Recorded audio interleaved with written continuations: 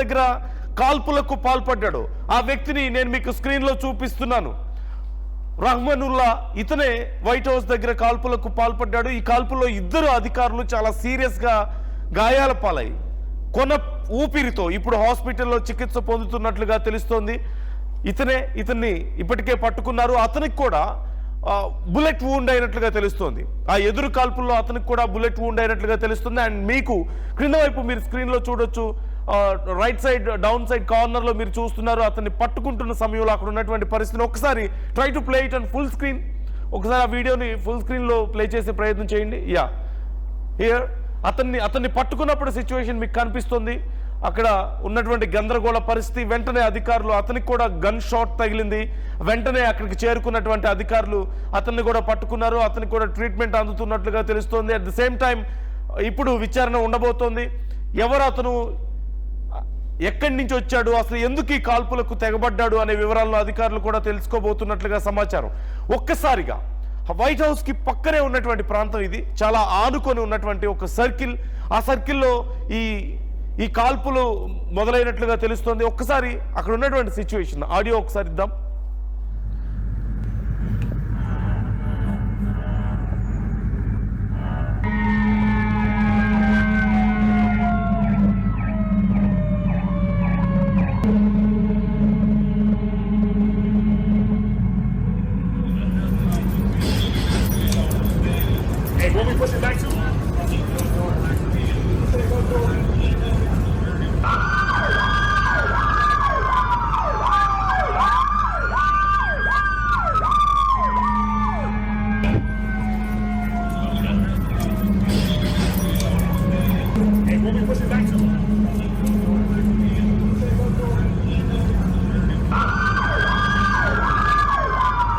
Ensure that we make Washington, D.C.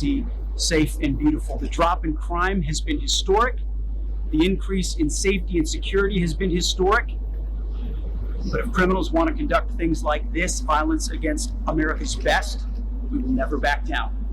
President Trump will never back down. 500 more National Guards were deployed to Washington, D.C. Now the security is restored, peace is restored అంటూ చెప్తున్నారు. And ఇప్పటికే మనం చూస్తున్నాం present అక్కడ సుమారుగా అక్కడ 9:32 సమయం, అంటే రాత్రి సమయం అయింది. 2:30 గంటల సమయంలో ఈ ఘటన చోటు చేసుకుంది. అంటే 7 గంటల అవుతుంది ఇప్పటికీ ఈ ఘటన జరిగి. ఇప్పటికే విచారణ చేస్తున్నట్లుగా తెలుస్తుంది. ఆ వ్యక్తిని, అరెస్ట్ చేసినటువంటి వ్యక్తిని, ఎవరతను, అసలు ఎందుకు ఈ దాడికి పాల్పడ్డాడు అనే వివరాలను సేకరిస్తున్నట్లుగా తెలుస్తుంది.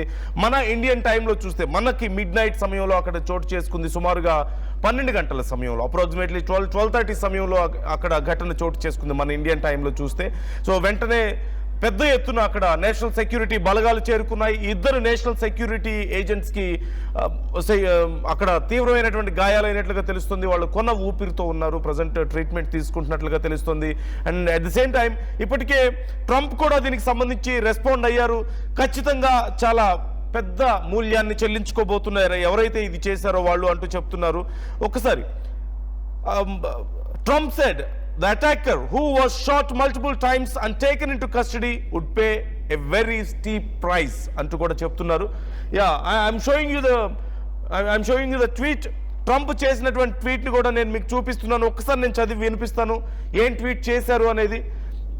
The animal that shot 2 National Guardsmen with both being critically wounded and now in 2 separate hospitals is also severely wounded, but regardless will pay a very steep price. God bless our great National Guard and all of our military and law enforcement. These are truly great people. I, as President of United States, and everyone associated with the office of the presidency, I'm with you అంటూ ఆయన comment చేశారు. నేను ఉన్నాను మీతో, white house అంతా మీతోనే ఉంటుంది, ఈ బ్రేవ్ సోల్జర్స్ కి ఖచ్చితంగా మంచి జరగాలని నేను కోరుకుంటున్నాను అంటూ ఆయన చేసినటువంటి tweet.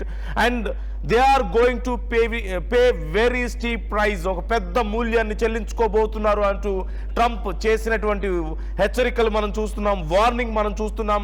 At the same time treasury secretary white house నుంచి కూడా దీనికి సంబంధించి రెస్పాండ్ అయ్యారు. ఇప్పటికే స్కాట్ బెసెంట్ దీనికి సంబంధించి రెస్పాండ్ అయ్యి ఆయన ట్రంప్ చేసినటువంటి ట్వీట్కి సమాధానం ఇచ్చే ప్రయత్నం చేశారు. ఆ ట్వీట్కి మరింత సమాచారాన్ని ఆయన జోడించే ప్రయత్నం చేశారు. The national guard has been working around the clock to keep Washington DC safe and their presence has made a real positive difference. Today's senseless act of violence against innocent servicemen is utterly disgusting. Please keep the families of those brave soldiers in your prayers అంటూ ఆయన చేసినటువంటి tweet మనం చూస్తున్నాం. Treasury secretary Scott Besant కూడా దీనికి సంబంధించి respond అయ్యారు. అలాగే ఇప్పటికే మురియల్ బౌసర్ కూడా ఈ అంశానికి సంబంధించి రెస్పాండ్ అయ్యారు. వాషింగ్టన్ DC మేయర్ కూడా కఠిన చర్యలు ఉండబోతున్నాయని చెప్తున్నారు. ఒకసారి మా ప్రతినిధి పవన్ కూడా మనతో జాయిన్ అవుతున్నారు. పవన్ అడిగి మరింత సమాచారం తెలుసుకునే ప్రయత్నం చేద్దాం. పవన్, ప్రజెంట్ అక్కడ సిచ్యువేషన్ ఏంటి?